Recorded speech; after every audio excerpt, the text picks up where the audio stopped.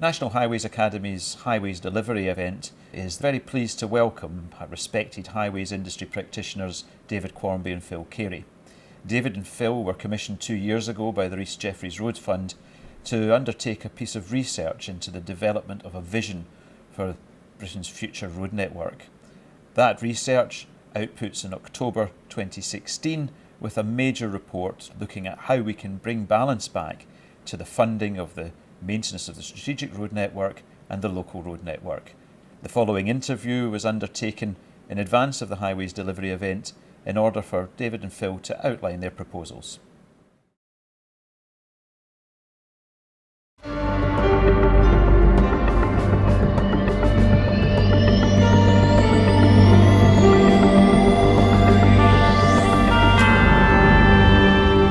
We live in interesting times for our highways network and for developments of maintenance strategies across that network. And for the last 2 years or so, you've been working on some of the challenges relating to the changing structure of maintenance and investment on our highways, and trying to develop a vision for England's major road networks. Now, the NHA Highways Delivery Conference, the theme for that conference is about integration of national and local roads. How does your study of England's major roads bear on this? Well, I think the first thing to say is that it's the economic growth of the country that sits behind our study, and what we're looking at is what's necessary to help support and stimulate growth. This agenda is one that's been around for the government for quite a long time now, but what we're saying is that the strategic road network alone is not enough to provide the network of major roads necessary to support our economy at national and regional level. And so we've moved on to say, well, do we have to add in some local authority roads to create this major road network to support the needs of business? So within that premise, what is it you're actually fundamentally proposing to address this issue of making sure that we actually have a coherent road network? I think it's recognising that to deliver objectives from the road network for economic growth, you need to focus on a broader network than just the strategic road network. So the proposal is around a further 3,600 miles of more important local authority A roads, which put alongside the strategic road network gives you a much more balanced and integrated network serving the sort of regional economies across the country. So that is the 8,000 mile major road network, which is the heart of our proposition. So why is this so important to both our economy and how we structure moving forward with our highway network? Business depends on roads. In areas like London, rail plays a major part, but even within London, but certainly outside London, roads account for nearly 90% of personal travel and about more than 80% of freight movement. So getting the road network right for business is absolutely crucial to help them to succeed. And what we're saying is that we need a broader network than just the strategic road network to provide the mobility and the accessibility that business needs. And does that fit in with the government's economic strategy and its regional development strategy as we look towards issues such as devolution and take particular areas such as Greater Manchester? Yes, I mean, I think the starting point really is the current roads reform programme, which is the crux of government's focus on investing in road infrastructure to support the economy. And that's a fantastic step forward, but it simply doesn't go far enough. The strategic road network is just a very small portion of the total road network in England, only 2% by length. It is about 1/3 of total traffic on the network, and a greater proportion still of commercial traffic. But if investment in transport infrastructure is to support economic growth, you have to take a rather broader approach than just that strategic road network.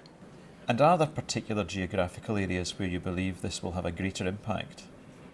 If this major road network is going to mean anything, it's got to be planned and funded on a consistent basis, which means you've got to bring your decision making about the local authority parts of the major road network alongside how you plan and fund the strategic road network. Now that's quite challenging because it's a very different planning and funding regime for Highways England than there is for local authorities who've been suffering cuts in revenue support and a patchwork of capital programs that they have to access. Now, trying to bring all this together is made easier by the devolution agenda.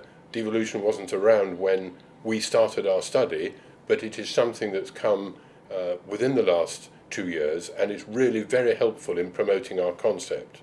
I was going to say, as far as impact on different parts of the country is concerned, an important consideration is the rather uneven nature of the strategic road network that we currently have. Partly for historic reasons, it is particularly strong, a dense network supporting a wide range of journeys, particularly in South Lancashire, Greater Manchester, where there's a very well-developed motorway network. Across the Pennines, there's much less strategic road network, just the bare bones of the motorway network in that area. Also in the South Midlands area, where the strategic road network just has the sort of the main corridors heading up from London to the north and to the Midlands, there's a remarkable lack of cross-country movement. So there's a number of areas in the country where there'd be particular value in taking this more integrated approach and focusing on a broader network of the roads that really matter. Very much in line with the old adage of all roads lead to Rome, or in this case, London.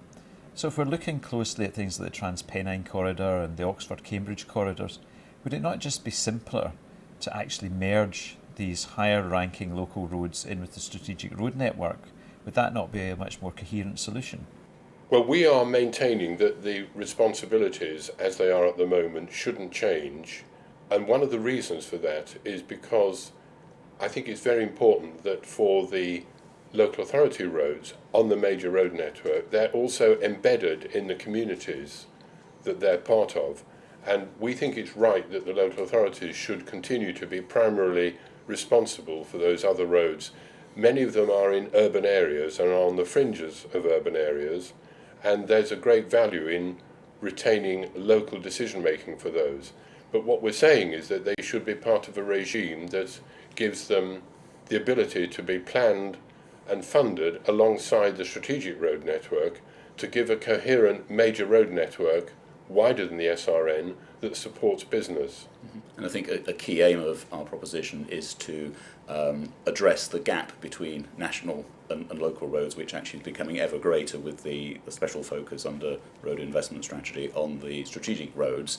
If we were simply to increase the size of the Highways England network, you simply transfer that gap a little bit further down the spectrum of roads by selecting this sort of middle category of local authority major roads. You straddle that divide much more successfully. You keep up better links between those major local roads and the rest of the local road network, and at the same time you're integrating much better those local authority major roads and the Highways England network. You brought in the concept of devolution, which, as you say, is something that's gained a lot of traction in the last 12 to 15 months.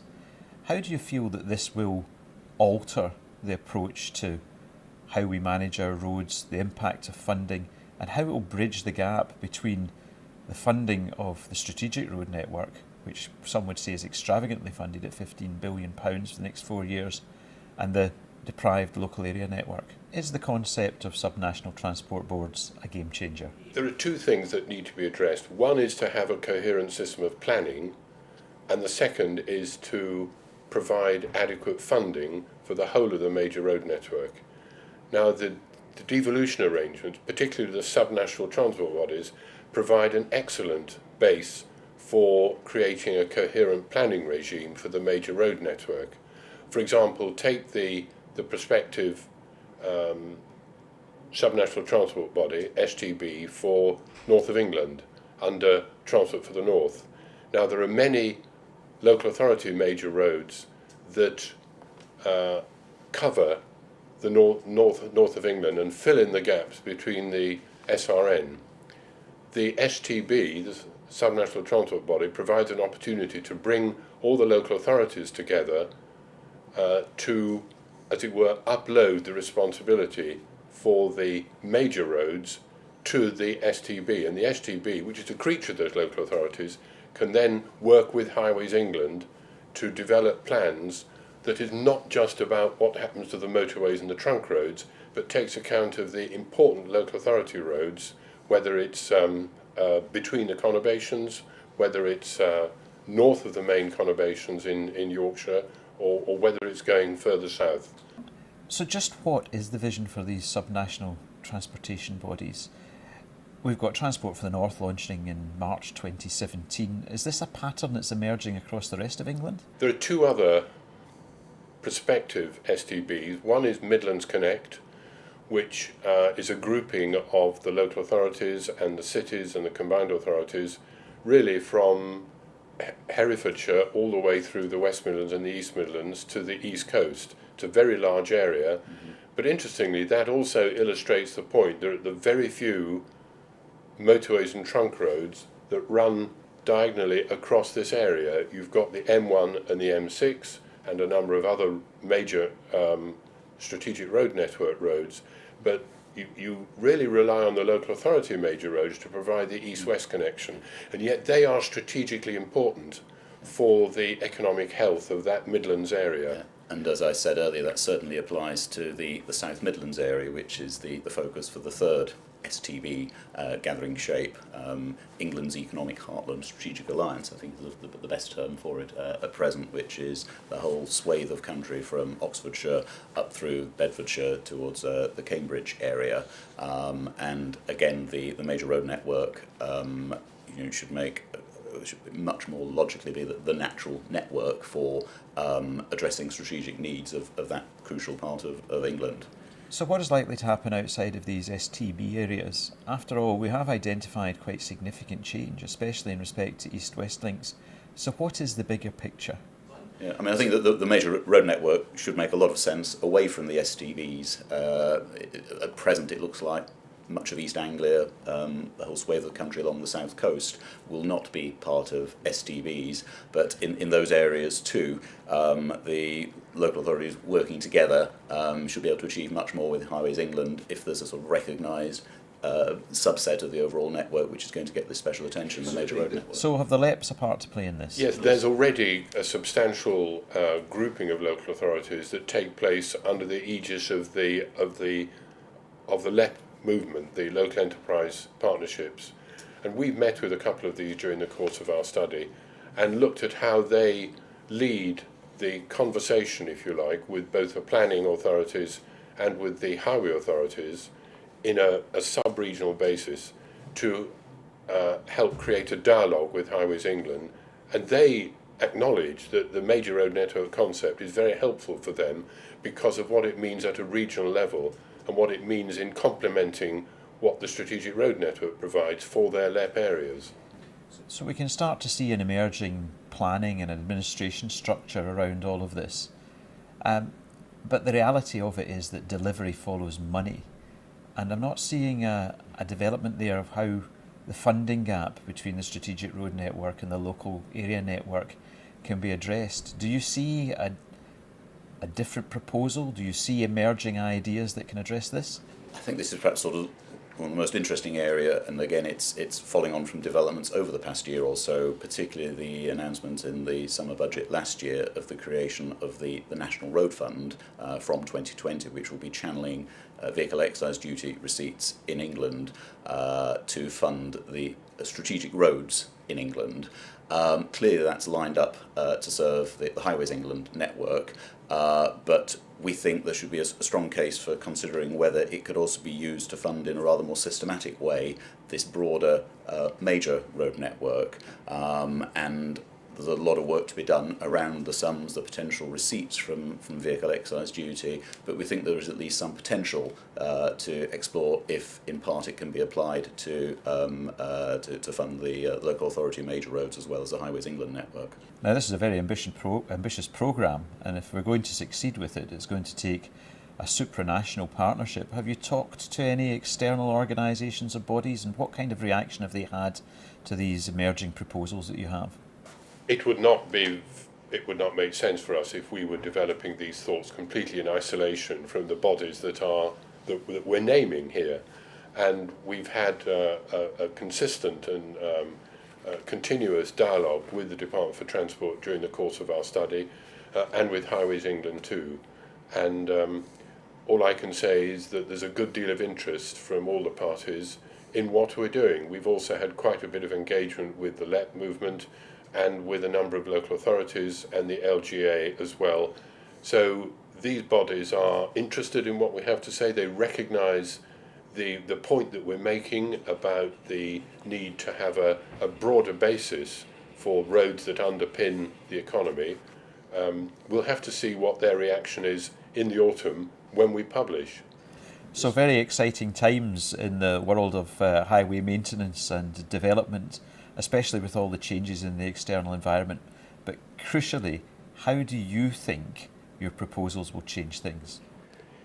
The underlying point is that the major road network that we're proposing should be fit for purpose.